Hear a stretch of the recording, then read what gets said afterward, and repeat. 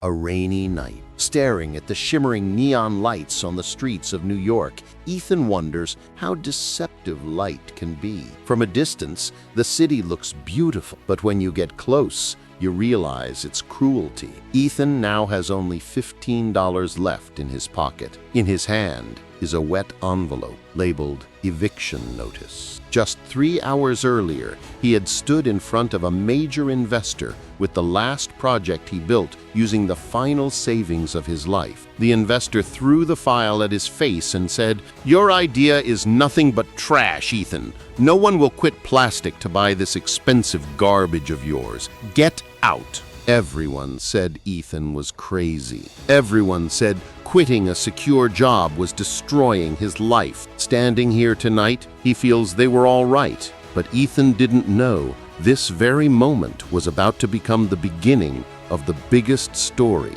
of his life. Ethan was a chemical engineer. He worked a well-paid job at a big multinational company. But seeing thousands of tons of plastic waste dumped into the ocean every single day tore him apart. He knew he had to do something to save the planet. For 2 years, every night after work, he would labor in his small garage. His goal was to create a packaging material that looked like plastic, but would turn into organic fertilizer within 30 days of touching soil. He named it Eco-Wrap. After hundreds of failed attempts, one dawn, he finally succeeded. He resigned from his job.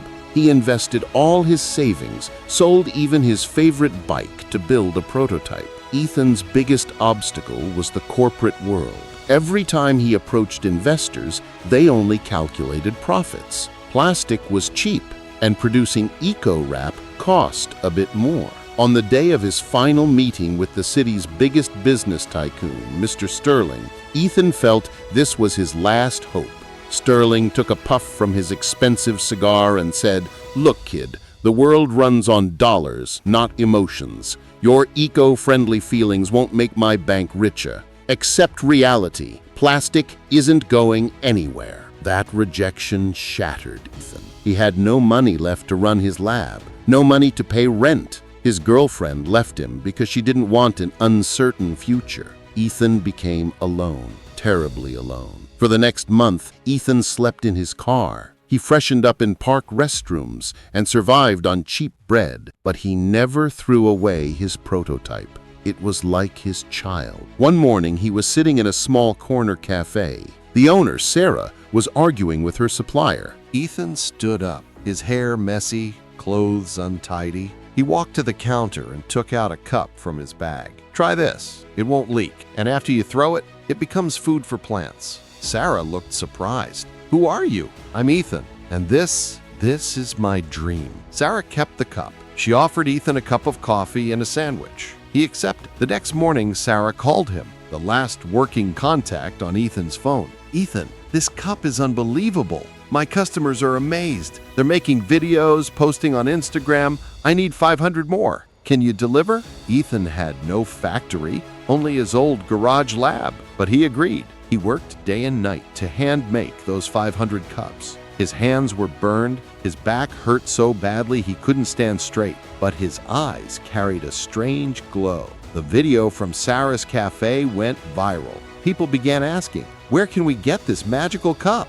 Orders started coming in, first 10, then 100, then 1,000. Ethan couldn't keep up alone. He called some old jobless friends. They all started working together in the garage. Within 6 months, Ethan's Eco-Wrap became the most talked about product in the city. Small cafes and restaurants began switching from plastic to Ethan's product. It was not just a product anymore, it had become a movement. Exactly 1 year later, Mr. Sterling returned. This time he visited Ethan's newly purchased small factory. Sterling placed a $5 million check on the table. "I was wrong, Ethan. You proved this market has potential. I want to buy your company. $5 million.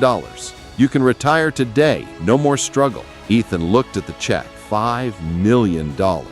He could pay off all debts, live a luxurious life, but he knew if Sterling bought the company, he would raise the price and lower the quality. Ethan's mission was to save the planet, not fill his pockets. Ethan gently pushed the check back.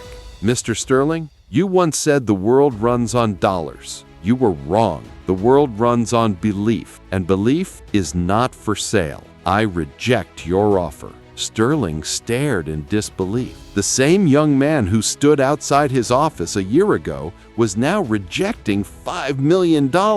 Today, 3 years later, Ethan is the CEO of Green Future Inc. His company employs 500 people. They export products not only in America, but also in Europe. Ethan no longer sleeps in his car, but he still goes to the factory every day and works with the newcomers. Sarah is now a partner in his company. The Ethan people once called a failure is now an inspiration to thousands of young entrepreneurs. One day, Ethan looked at the city through his office's giant glass window. The same city, but today, it didn't feel cruel anymore. He realized that failure is not the end. Failure is a signal. You need to change the path, not the goal. Life will knock you down again and again. People will say you can't do it. Your pockets may be empty, but as long as your mind has a dream and your heart has courage, you are never bankrupt. Ethan proved that a small idea and relentless determination can change the entire world.